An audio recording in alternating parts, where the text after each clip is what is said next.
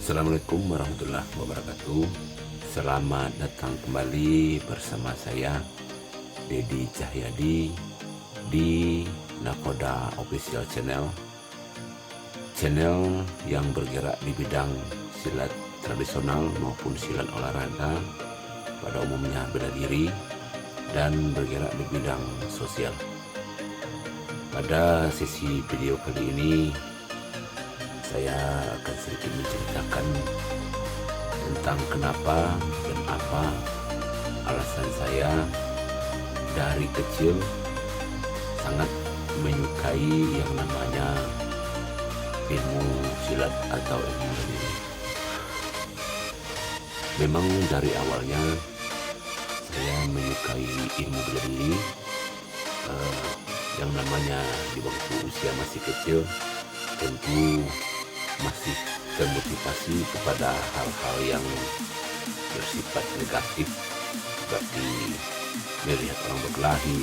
Waktu zaman saya masih kecil itu kan masih banyak atau masih kurangnya saya hukum bagi pemuda-pemuda pada waktu itu, sehingga sering terjadi perkelahian dan saya sering melihat hal seperti itu.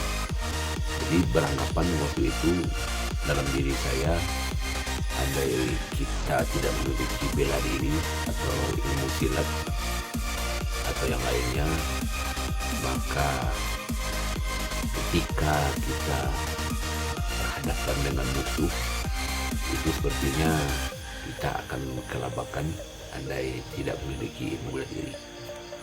Berangkat dari itu saya termotivasi lalu belajar silat.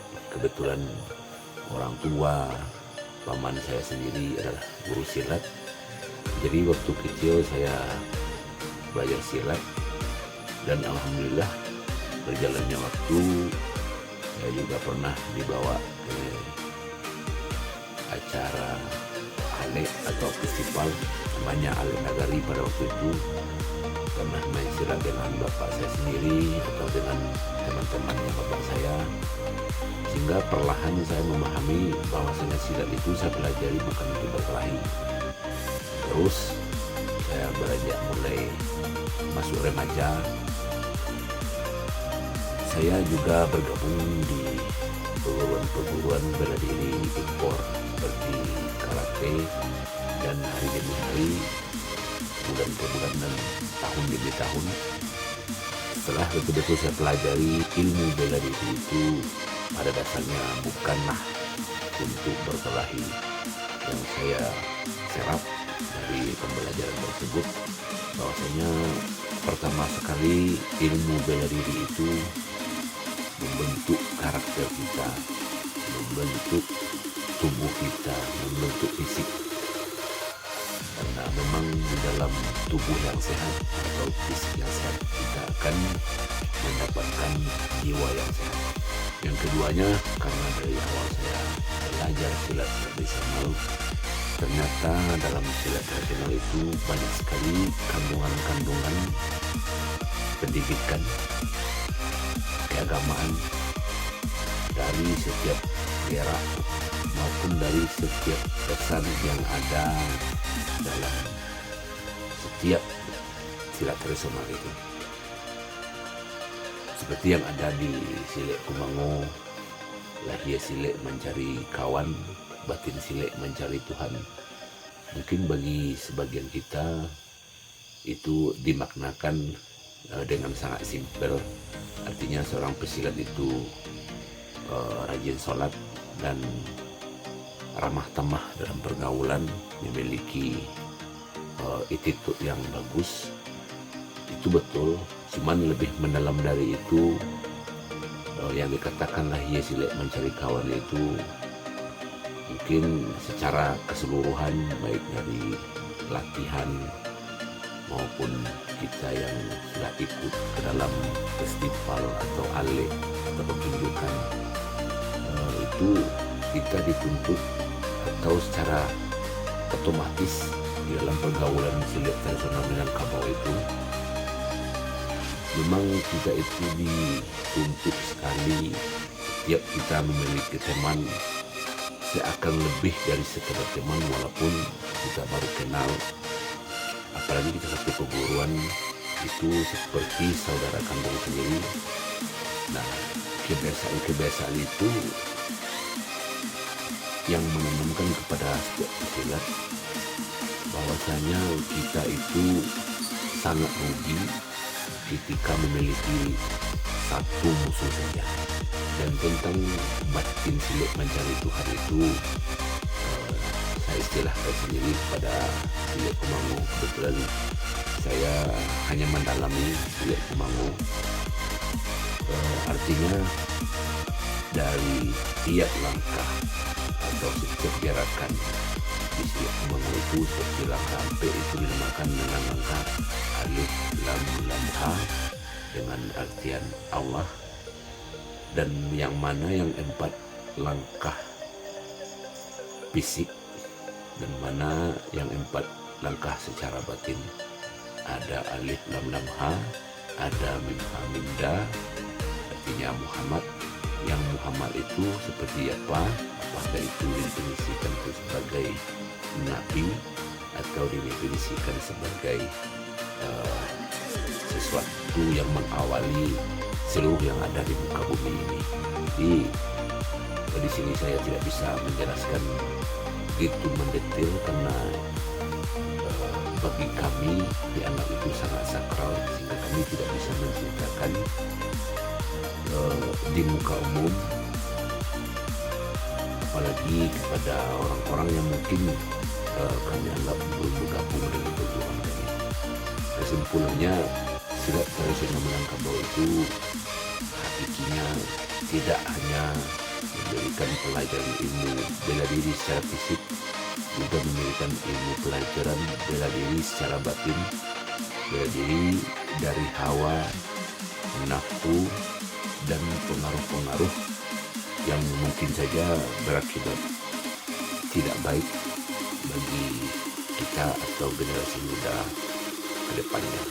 Karena itu sampai usia sekarang saya tetap aktif dan selalu tetap semangat dan tetap optimis untuk mengajarkan silat tradisional, walaupun di satu sisi ada yang menganggap pekerjaan atau apa yang saya lakukan ini adalah pekerjaan yang sia-sia, atau katakanlah ada yang bilang tidak ada manfaat. Tapi bagi saya itu adalah kalimat yang sangat tidak tepat, karena saya sendiri dari kecil yang belajar silat tradisional sampai sekarang saya merasakan manfaatnya, tidak hanya secara fisik, juga secara mental atau secara batin. Terlepas dari itu, saya tidak mempedulikan semuanya. Saya tetap optimis dalam mengajarkan atau mengembangkan silat tradisional maupun silat olahraga, karena saya berpikiran andai dalam suatu daerah atau katakan lingkungan ada 2 orang pemuda saja yang betul-betul memahami apa itu silat dan betul-betul memahami setiap kandungan pengajaran atau kandungan filosofi yang ada di dalam ilmu silat dan mampu mengaplikasikan kepada dirinya dan menjalankannya dalam kehidupan sehari-hari, saya kira itu adalah seorang pemuda yang luar biasa.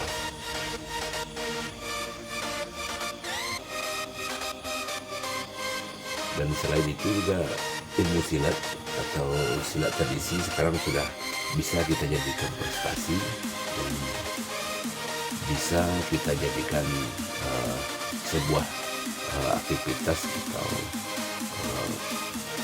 hal yang bisa memberi feedback kepada kita dalam kebutuhan sehari-hari.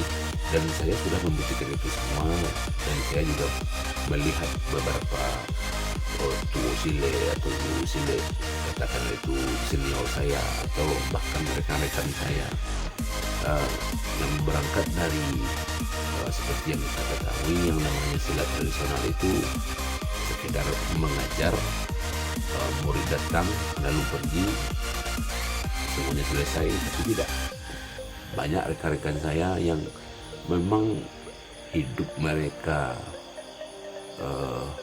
keseharian mereka, bahkan sampai yang sudah berkeluarga bergantung di kegiatan ini, dan mereka juga punya penghasilan bahkan lebih dari yang kita kira. Ada yang suka mengajar ke luar negeri, ada yang keluar daerah, ada yang di dalam daerah sendiri, namun sudah sangat bisa dikatakan itu sebuah profesi, bukan lagi sebuah kegiatan belajar mengajar seperti yang kita ketahui selama ini. Murid datang, guru mengajarkan, lalu murid pergi, semuanya ya paling tinggal capek, tinggal ngantuk. Tapi kenyataannya untuk zaman sekarang ini tidak lagi, karena mungkin bagi kita tradisi kita sendiri, budayaan kita sendiri itu biasa-biasa saja, tapi bagi orang lain, bahkan dari luar, bahkan dari orang yang beragama lain pun, dalam tanda kutip ya, bukan agama Islam, sementara yang tidak tahu yang silat Minangkabau ini memang identik dengan agama Islam, mereka semua belajar tanpa memandang ras, suku atau syarat. Mereka datang belajar, lalu mereka bawa ke negara mereka atau negeri mereka, dan begitu mereka jadikan ini sebuah profesi juga. Sangat rugi kita tidak menyampaikan ini kepada generasi muda kita, yang nanti ketika budaya ini, ketika ilmu silat kita ini yang kita bangga-banggakan sudah langka di daerah kita sendiri, saat kita keluar atau belajar lagi ke orang, katakanlah orang lain di luar kita, belum tentu semudah ini, belum tentu semudah yang selama ini kita lihat. Hanya dengan melenggang tanpa apa-apa kita bisa belajar dari seorang guru di kampung kita. Nanti ketika ini sudah langka, saya tidak bisa membayangkan anak-anak kita, cucu-cucu kita nantinya membayar, membeli satu gerakan entah nanti berapa dolar, entah berapa juta. Saya tidak bisa bayangkan. Jadi untuk itu, kepada seluruh generasi muda yang menyaksikan video ini, jadikanlah apa yang saya sampaikan ini sebuah motivasi atau kembali mengingatkan kepada kita bahwasanya sangat merugi bagi kita yang tidak menjaga, melestarikan seni dan budaya kita, atau khususnya silat tradisional kita yang dari dulu memang sudah dititipkan oleh para leluhur kita, para nenek moyang kita. Dan sekali lagi saya juga berharap kepada pemuka-pemuka, pemimpin-pemimpin, mohon diperhatikan budaya kita ini, karena jangan sampai nanti kita menyesal ketika budaya kita sendiri sudah lenyap di daerah kita sendiri. Dan itulah yang dapat saya sampaikan pada sesi video ini. Jika ada penyampaian yang salah, saya mohon maaf. Jika apa yang saya sampaikan sekiranya benar, mohon bersama-sama kita laksanakan. Dan sekali lagi, mari kita cintai budaya kita sendiri, kita angkat budaya kita sendiri, dan mari kita titipkan kepada generasi-generasi muda kita. Baik, sekian dulu dari saya. Assalamualaikum warahmatullahi wabarakatuh.